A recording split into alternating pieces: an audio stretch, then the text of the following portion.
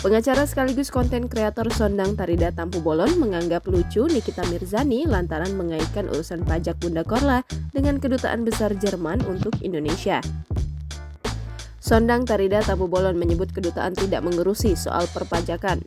Sebelumnya, aktris Nikita Mirzani menyebut selebgram Bunda Korla belum membayar pajak sebesar 8 miliar rupiah.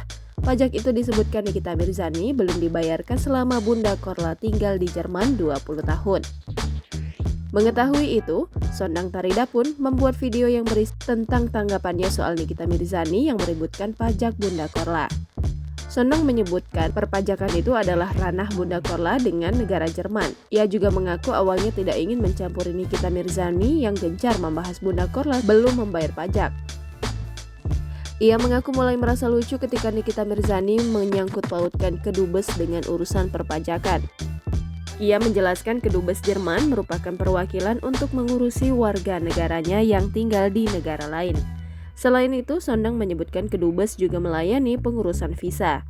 Sondang juga menegaskan urusan pajak tidak bersangkutan dengan kedutaan. Sondang mengaku tergerak memberikan klarifikasi ini lantaran melihat banyak komentar yang semakin tidak terkendali. Sondang ingin membantu meluruskan agar warganet tidak tergiring dengan opini yang belum tentu tepat. Aduh, ini lucu banget loh, Nikita Mirzani.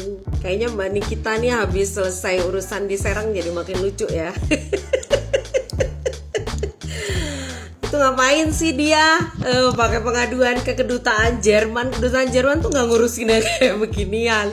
Seandainya pun ya misalnya si Bunda Korla ini punya urusan pajak di negara Jerman sana, itu bukan ranahnya kita juga buat ngurusin kayak begituan. Kamu tuh kalau punya masalah sama orang jangan suka ngebelit-belit begitu deh. Aduh, kalau mau bantuin bayarin.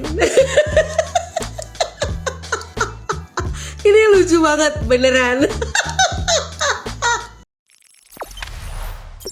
Jangan lupa subscribe, share, komen, dan like ya.